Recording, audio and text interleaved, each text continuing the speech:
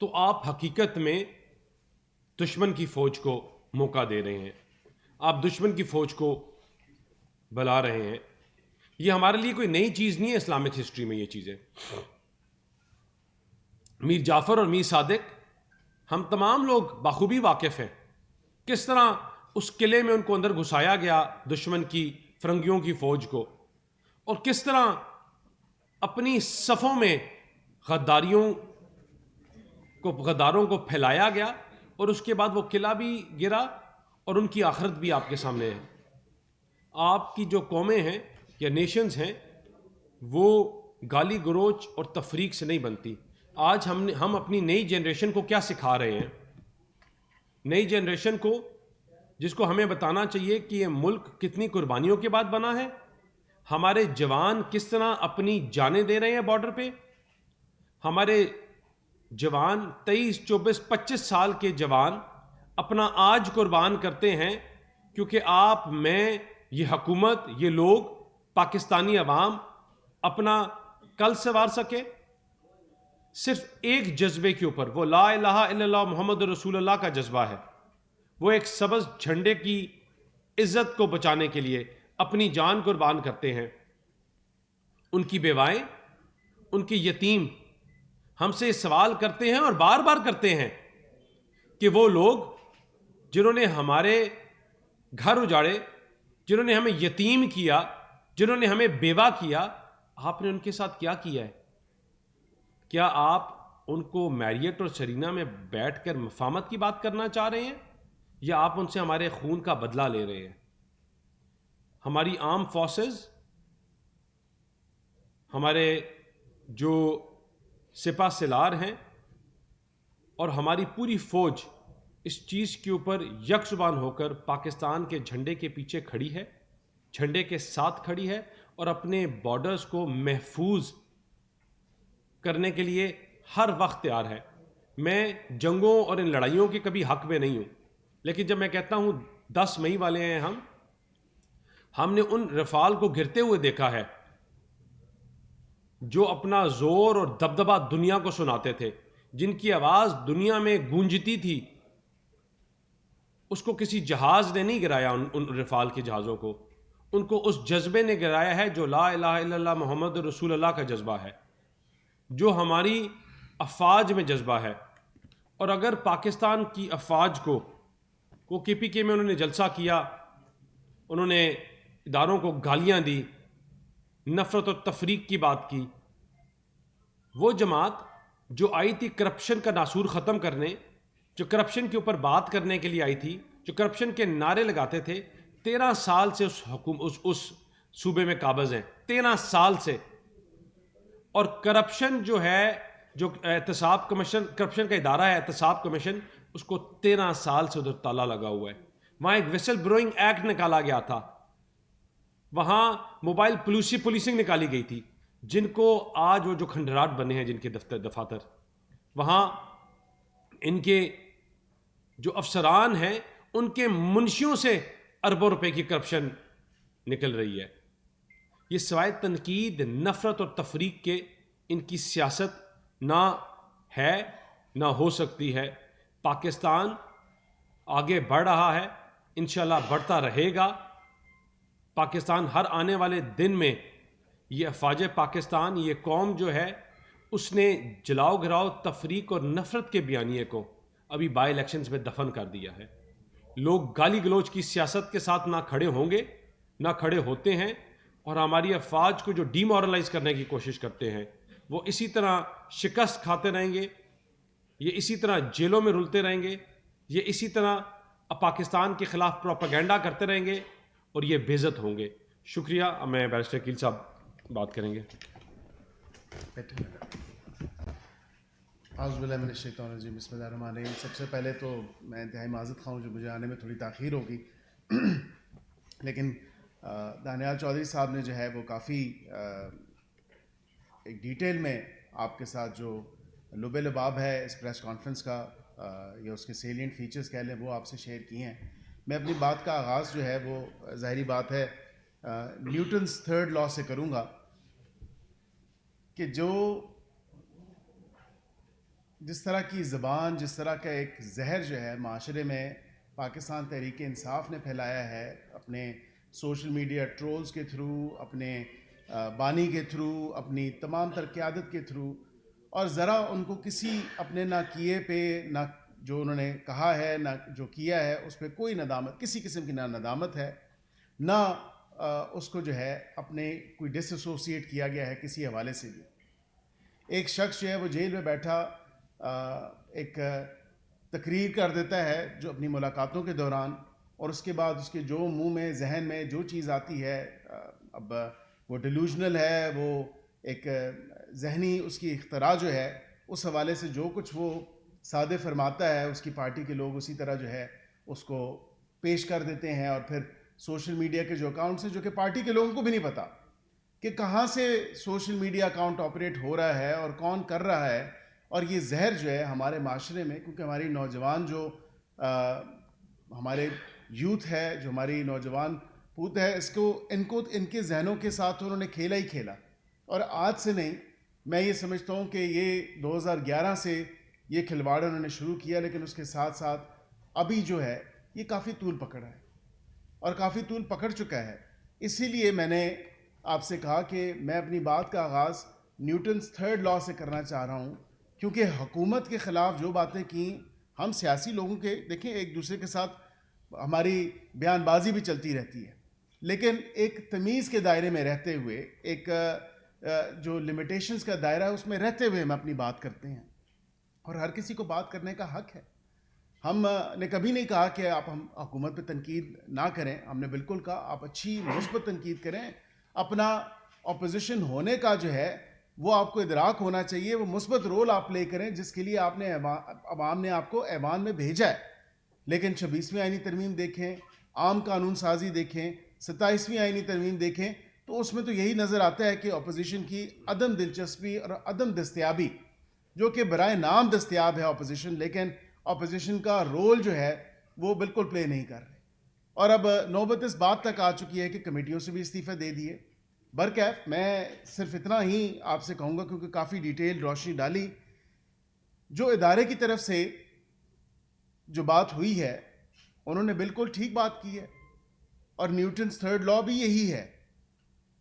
For every action there is an equal and opposite reaction. ہم تو جواب دیتے رہے، ہم نے تو ان کے جو سچ جھوٹ کر کے یہ بتاتے رہے، اور زیادہ تر تو وہ جھوٹ ہی تھا، ایگزیجریٹڈ چیزیں تھیں، اپنے ذہن کی اختراع کی چیزیں تھیں. وہ تمام تر چیزیں جو ہیں ہم نے وہ کاؤنٹر کی. لیکن اداروں کے اوپر اس طرح ٹارگٹ کرنا، اور بغیر کسی ثبوت کے، بغیر کسی وجہ کے، جو آپ کے منہ میں آئے، جو آپ کے ذہن میں آئے، جو آپ کی زبان پہ آئے، آپ جو ہے اپنے خاندان کے لوگوں کے تھرو، اپنے پارٹی کے لوگوں کے تھرو، اپنے وکلاء کے تھرو، انف از انف. اب ظاہری بات ہے کہ ایک ہمارے معاشرے کا جو ماحول ہے وہ پہلے ہی جو سوشل فیبرک ہے وہ کافی حد تک جو ہے وہ بگڑا ہوا ہے. جس قسم کا ایک ماحول رائج کر دیا گیا ہے، جو جین زی کی میں بات کرتا ہوں، میں نے کل بھی ایک شو میں بات کی کہ جو ان کے ذہنوں کے ساتھ کھیلا گیا ہے کہ شاید وہ تو اس وقت پیدا بھی نہیں ہوئے تھے جب یہ دیگر سیاسی جماعتوں کی جو کنٹریبیوشن ہے اس ملک میں، اور بالخصوص میں ہماری اپنی سیاسی جماعت کی بات کروں گا جس کی سب سے زیادہ کنٹریبیوشن ہے پاکستان کی معیشت کو اوپر لے کے جانے کے حوالے سے، اسی طرح پاکستان کو ترقی کی پٹڑی پہ ڈالنے کے حوالے سے، اور پاکستان کی خدمت کرنے کے حوالے سے دیگر سیاسی جماعتوں کا بھی کردار ہوگا. 2018 سے پہلے کی میں بات کر رہا ہوں. اور یہ 2018 میں جو ہوا، ایک پیرالل آپ خود ہی ڈرا کریں، آپ خود اس کو دیکھیں کہ 2018 میں ملک کے ساتھ کیا کھلواڑ کیا گیا.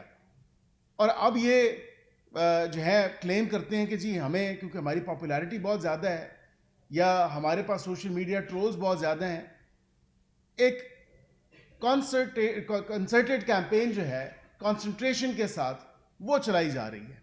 آپ جب بھی دیکھیں، جب بھی ملاقات ہوئی، جب بھی بیانیہ اڈیالہ سے باہر بنانے کی کوشش کی گئی، اس بیانیے میں مجھے تو یہ کہنے میں کوئی بات نہیں ہے کہ ہندوتوا کے بیانیے میں، بھارت کے بیانیے میں، اور افغان سوشل میڈیا ٹرولز کے بیانیے میں، اور افسوس کے ساتھ پاکستان تحریک انصاف کی جو ٹرول بریگیڈ ہے اس کے بیانیے میں کوئی فرق نہیں ہے.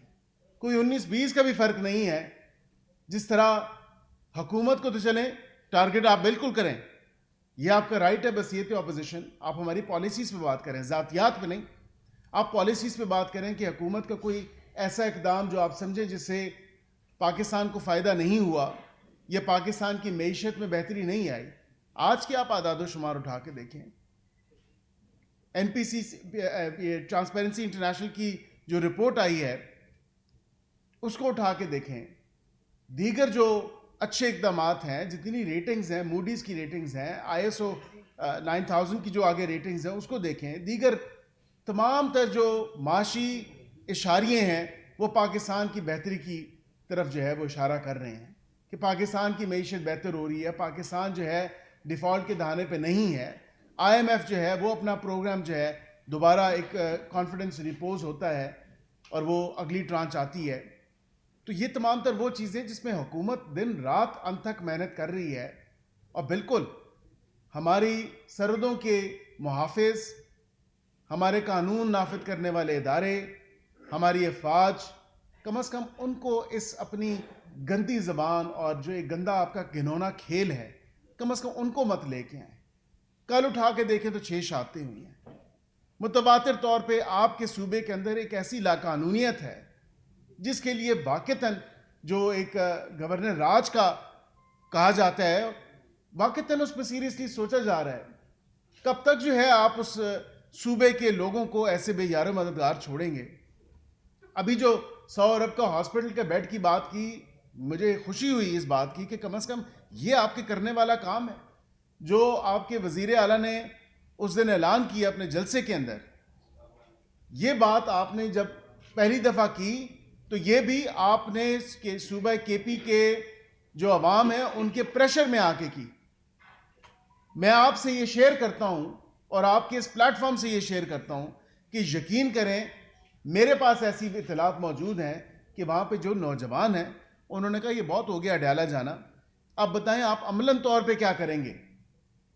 پنجاب میں دیکھیں کیا ہو رہا ہے, وفاق میں دیکھیں کیا ہو رہا ہے, دیگر جگہوں پہ دیکھیں جہاں جہاں حکومت ہے, دیگر صوبوں میں ماں سوائے کے پی کے, وہاں پہ بھی محنت کرنے کی کوشش کی جا رہی ہے, محنت کی جا رہی ہے.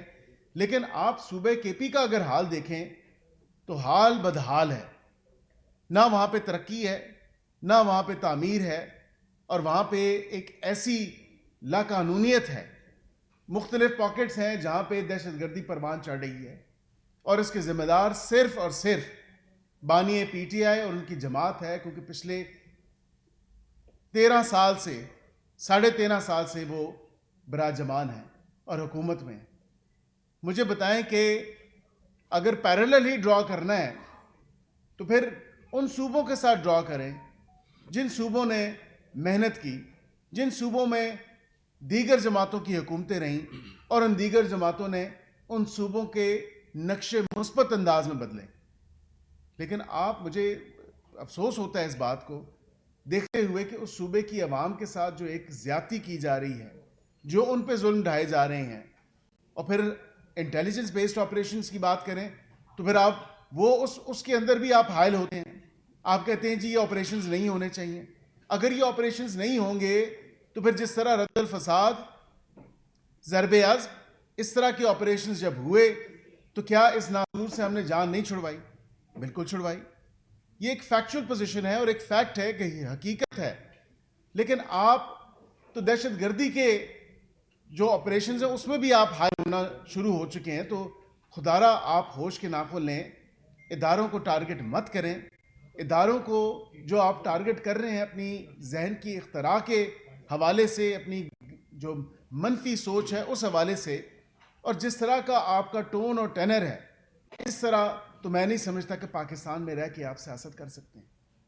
جب آپ پاکستان کے خلاف ہوں, پاکستان کی آئیڈیالوجی کے خلاف ہوں, اور آپ ایک اینٹی آرمی کہہ لیں یا اینٹی ادارہ کہہ لیں, اینٹی انسٹیٹیوشنز, یا آپ نے ایک ریٹرک بنایا ہوا ہے, ایک آپ نے نیریٹو بنایا ہوا ہے کہ کچھ بھی ہو, نہ آؤ دیکھو نہ تاؤ دیکھو جی, نام لو, الزام لگاؤ, اور اس کو پھر ٹویٹ, ری ٹویٹ, شعر اور اسی طرح جو ہے ایک بیانیہ بناتے جاؤ اور اس کو جو ہے طول پکڑواتے جاؤ. یہ کب تک اس طرح چلے گا؟ کب تک جو ہے ہم اپنے شہداء کے جنازے اٹھاتے رہیں گے؟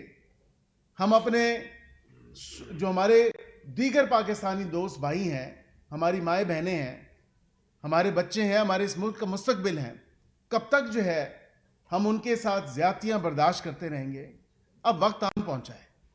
اب صوبہ کے پی کو اور بالخصوص اس کے ساتھ ساتھ پاکستان تحریک انصاف کو یہ فیصلہ کرنا ہوگا کہ آیا وہ پاکستان مخالف سیاست کریں گے یا پاکستان میں رہتے ہوئے پاکستان کے مفاد کی سیاست کریں گے، پاکستان کی اندر جو ایک بہتر کنٹریبیوشن ہے ان کی جماعت کے تھرو اس کی سیاست کریں گے. اب یہ لحاظ اور میں سمجھتا ہوں یہ جو ایک پردہ ہے، کم از کم اس کا آپ نے اگر پاس نہیں رکھا اس تمام تر حوالے سے کہ ہر کسی کو اپنے آئینی دائرہ کار میں رہ کے کام کرنا ہے. آپ اپنا کام تو آئینی طریقے سے کر نہیں رہے، نہ آپ کو جو آپ کی آئینی ذمہ داریاں ہیں وہ آپ نبھا رہے ہیں. لیکن آپ آئے روز، اور اب تو ڈی چوک کی یہاں پہ آنے کی بات کرتے تھے، یہ پچھلا جو جلسہ گزرا اس میں آپ نے دیکھا کہ کس قسم کی ایک غیر ذمہ دارانہ گفتگو کی گئی اور اس طرح کی نعرے بازی کی گئی اور اس طرح کے الزام لگائے گئے اور اس طرح کا ایک نیریٹو نیا بنانے کی کوشش کی گئی کہ شاید صوبے میں گورنر راج لگے. کیا مجھے بتائیں کہ گورنر راج کوئی غیر آئینی عمل ہے؟ ہاں، گو کہ بالکل حتی الامکان کوشش ہوتی ہے کہ اس عمل کو نافذ العمل نہ کیا جائے، لیکن ایک آئینی عمل ہے. جب صوبے کی حکومت اور پوری دنیا دیکھ رہی ہے، پوری پاکستانی قوم دیکھ رہی ہے، اس پہ آپ کہتے ہیں کہ جی اب ہم ڈی چوک نہیں آئیں گے، ہم ہر اپنے جو صوبہ ہے، صوبہ کے پی، اس کے اندر ہر مقام کو ڈی چوک بنا دیں گے. تو یہ کیا میسج دینا چاہ رہے ہیں؟ آپ نے اگر لڑائی کا، آپ نے اگر جنگ کا اعلان کر دیا ہے تو پھر ہمیں واضح الفاظ میں بتائیں تاکہ پھر ہم آپ کے ساتھ اس طریقے سے، اس طور طریقے سے آپ کے ساتھ جو ہے پیش آئیں اور پھر آپ کو اس طرح ڈیل کریں. یہ مت سمجھے کہ ہمیں ڈیل نہیں کرنا آتا، لیکن ہم چاہتے ہیں کہ مفاہمت کی سیاست ہو، سیاسی جماعتیں آپس میں بیٹھیں، سیاسی لیڈران آپس میں بیٹھیں. آپ کی کوئی سیاسی شکایات ہیں، بالکل ہم سننے کے لیے تیار ہیں. کل اسپیکر قومی اسمبلی انہوں نے دوبارہ دعوت دی اور ہم نے بھی آج دن تک یہی بات کی اور یہی بات کہتے آئے کہ آپ بیٹھیں، آپ بات چیت کریں. جہاں آپ بات چیت کرنا چاہتے ہیں وہاں پہ آپ کو صاف انکار ہو چکا. انہوں نے کہا کہ ہمیں سیاست، اپنے سیاسی جو آپ کی کھیل ہے اس میں مت لے کے آئیں، نہ یہ ہمارا مینڈیٹ ہے، نہ یہ ہمارے آئینی دائرہ کار میں یہ چیز آتی ہے. آپ سیاستدان آپس میں بیٹھیں. جمہوری رویوں کے تو یہی تقاضے ہیں کہ سیاستدانوں کے ساتھ بیٹھتا ہے، لیکن افسوس جو یہ پارٹی کلیم کرتی ہے، اس کا مہاتما وہ کلیم کرتا ہے، بانی کلیم کرتا ہے کہ میں بہت جمہوری شخص ہوں. اگر واقعتاً آپ جمہوری شخص ہیں تو پھر آپ سیاسی لیڈران کے ساتھ، سیاسی جماعتوں کے ساتھ بیٹھنے سے قاصر کیوں ہیں؟ اس کی کیا وجہ ہے؟ کوئی ایک وجہ بتائیں. کہا جاتا ہے ان کے پاس طاقت نہیں ہے. الحمدللہ وزیر اعظم، ان کی کابینہ، پارلیمنٹ میں بیٹھے لوگ، ان کی طاقت کیوں نہیں ہے؟ کیا آپ نے سنسیئرلی کبھی کوشش کی؟ پچھلی دفعہ 3 نشستوں کے بعد آپ اٹھ کے چلے گئے، آپ نے راہ فرار اختیار کی. اس کے بعد کیا آپ نے کوشش کی؟ ہمیں پتہ ہے، یہ میرے ساتھ بیٹھے ہیں دانیال صاحب، بانی کی پارٹی بانی کے ہاتھوں تنگ ہے. میں آپ سے واضح طور پہ اور اس سے زیادہ شفافیت کے ساتھ یا باشگاف الفاظ کے ساتھ میں آپ سے یہ بات شیئر نہیں کر سکتا. پارلیمنٹ کی راہداریوں میں قسماً میں آپ کو یہ بات کہنے کے لیے تیار ہوں کہ پارلیمنٹ کے اندر، پارلیمنٹ کی راہداریوں میں بانی کے جو پارٹی کے لوگ ہیں یا اس پارٹی سے جو ایسوسیٹڈ ہیں، جو ایم این ایز ہیں، جو سینیٹرز ہیں، یقین کریں یوں ہاتھ باندھ کے ہمیں کہتے ہیں کوئی رستہ نکال کہ یہ تو ہمیں کہیں کا نہیں چھڑوائے گا، یہ الٹا ہمیں مروا رہا ہے. اداروں کے ساتھ ہمارا جو ہے تصادم اس شخص نے کرایا ہے. اپنی تو عزت ٹکی کے نہیں چھوڑی، ہماری عزت بھی جو ہے وہ داؤ پہ لگا بیٹھا ہے.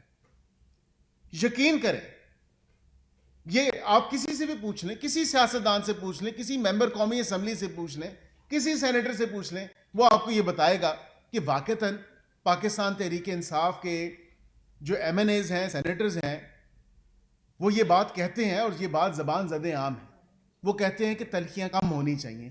اسی لیے ہم بار بار یہ کہتے ہیں کہ آپ آئیں, بیٹھیں. ہم بالکل, اگر آپ بیٹھنا چاہتے ہیں, ہم تو آپ کو دعوت دیتے ہیں, اگر آپ بیٹھنا چاہیں تو بالکل ہم اس پروسیس کو, کیونکہ ایک جمہوری پروسیس ہے, ہم اس کو سپورٹ کریں گے, ہم اس کے قائل ہیں.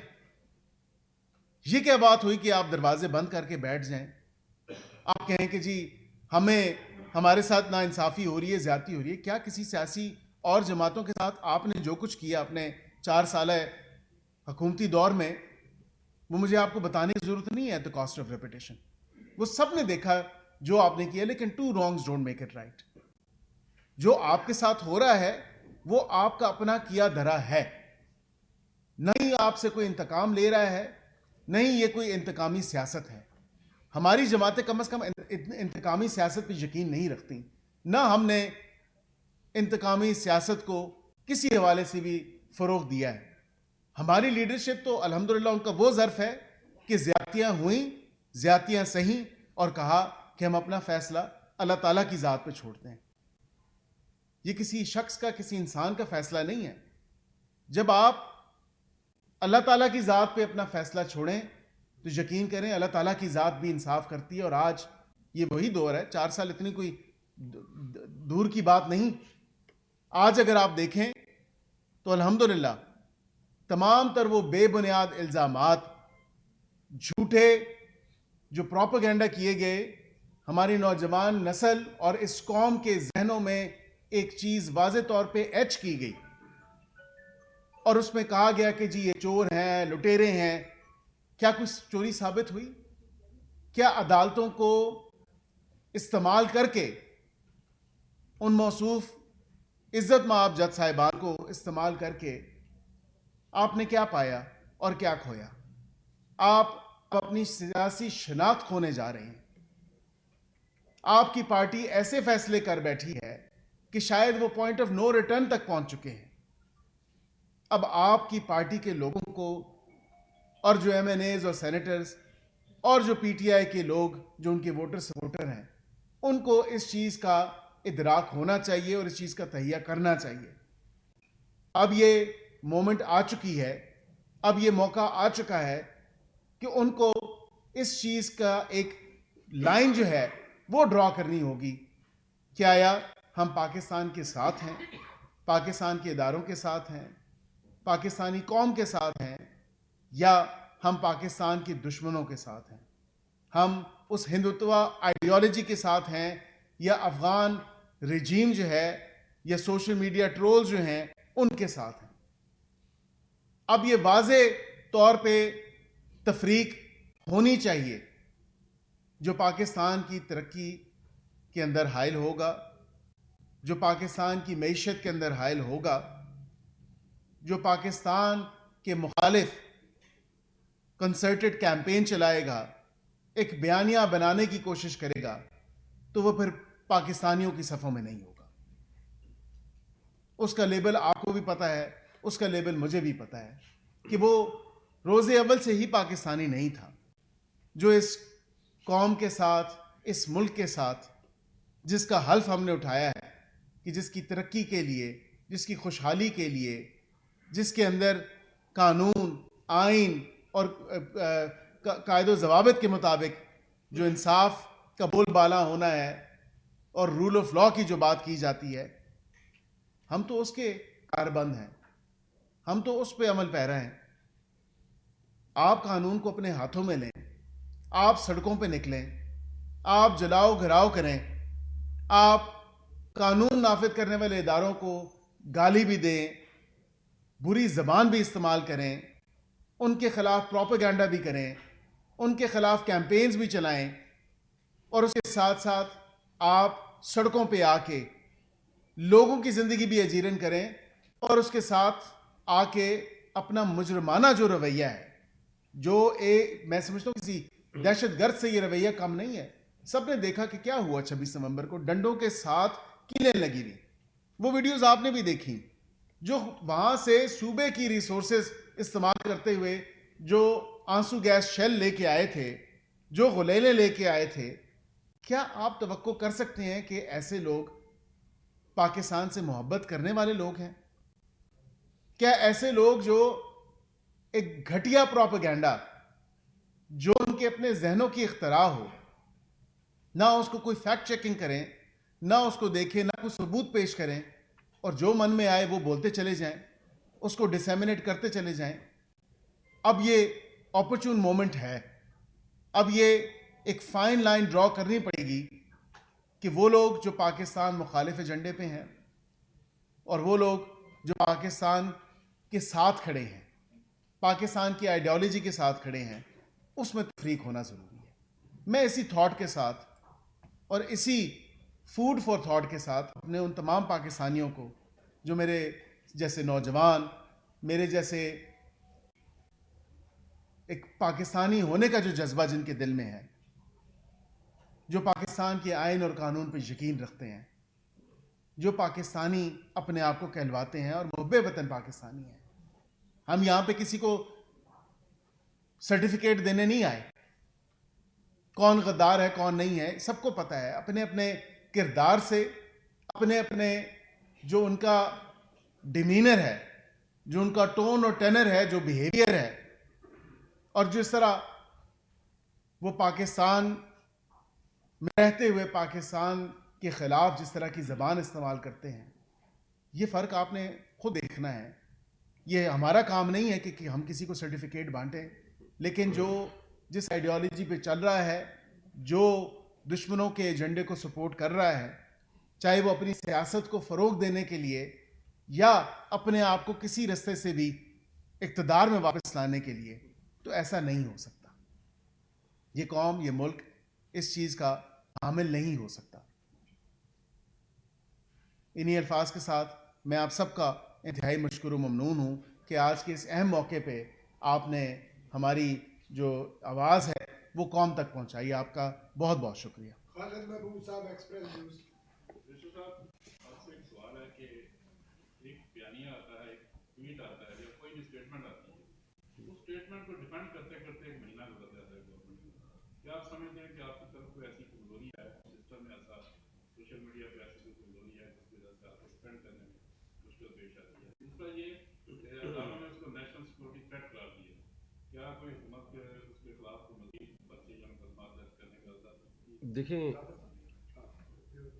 اس کا اگر پہلے ظافر صاحب کو پھر دیکھیں, ہماری جو جاب ہے, میری جاب بھی یہ ڈسکرپشن یہ ہے کہ آپ نے ڈیفینڈ کرنا ہے اور آپ نے رسپونڈ کرنا ہے.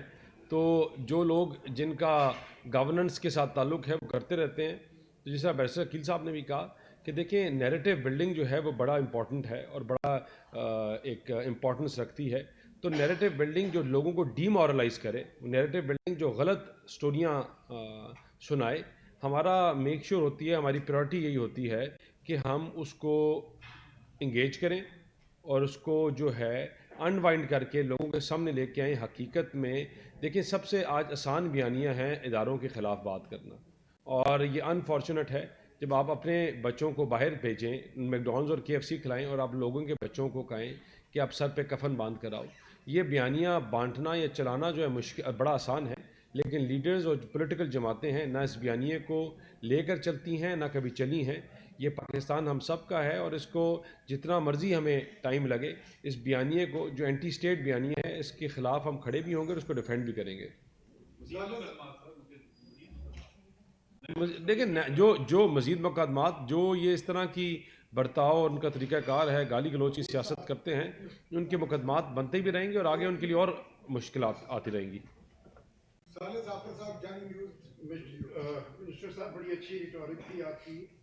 ایک آبزرویشن ہے پہلے اور اس کے بعد میں آپ سے کوشچن کرنا چاہتا ہوں. سر قطع کلامی معاف, یہ ریٹورک نہیں ہے, these are factual positions. Submission یہ ہے کہ اگر جنگ لگی ہو, جی یہ آبزرویشن ہے, جنگ لگی ہو اور دشمن کے پیراٹروپس اتر آئیں سویلین ایریا میں اور فوج کا کوئی کمانڈر کہے کہ ان کو گولی مارو یا ان کو پکڑو, تو کیا یہ اس کی ڈومین میں نہیں آتا کہ وہ دشمن کے پیراٹروپرس کو ان کا صفایا کرے؟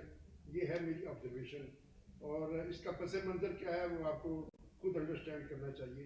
سوال یہ ہے کہ جو پشاور میں پرسوں گفتگو ہوئی ہے سنڈے کو جلسے میں، کیا آپ نہیں سمجھتے کہ وہ ڈیمانڈ کرتی ہے کہ فیڈرل گورنمنٹ اس پہ ایکشن لے اور اس پہ مقدمات قائم کرے؟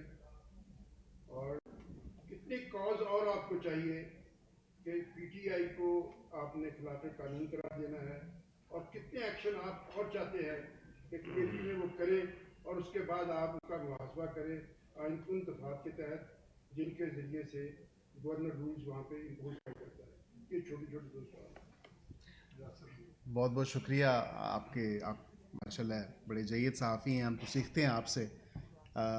صالح ظفر صاحب، بات یہ کہ آپ کے ایک سوال میں along with the observation میں سمجھتا ہوں کہ کافی سوال ہیں. سب سے پہلا تو آپ نے جو گورننس کی بات کی اور آپ نے کہا کہ یہ کتنے اور جلسے ہوں گے تب جا کے جو ہے ادراک ہوگا. حکومت کو بڑی اچھی طرح ادراک ہے ان تمام ایشوز کا. اور جو گورنر راج کی بھی بات ہوئی، یہ ایک آئینی اقدام ہے اور بالکل at the moment of as a moment of last resort اس کو استعمال کیا جاتا ہے. لیکن آپ دیکھیں کہ اس صوبے کی جو ایک گورننس سٹرکچر ہے، جو ایک ایڈمنسٹریٹو سٹرکچر ہے، وہ تو خود جو ہے دہائیاں دے رہا ہے کہ اس صوبے کے ساتھ زیادتی ہو رہی ہے. اب یہ ایک جمہوری عمل ہے، ہم اس جمہوری عمل کے اندر حائل نہیں ہوئے. جو ایک وزیر اعلیٰ نے استعفیٰ دیا اور دوسرے وزیر اعلیٰ کو اسی ایوان نے، کیونکہ اکثریت اس ایوان میں اس جماعت کی ہے، تو بالکل وہ ایک جمہوری عمل تھا اور اس جمہوری عمل کے درمیان ہمارا حائل ہونا بنتا نہیں تھا. لیکن اس کے ساتھ ساتھ جو ایک آئینی آپشن موجود ہے، وہ آئینی آپشن بالکل ایکسرسائز ہو سکتا ہے اور ایکسرسائز کرنا چاہیے. I think this is now the time.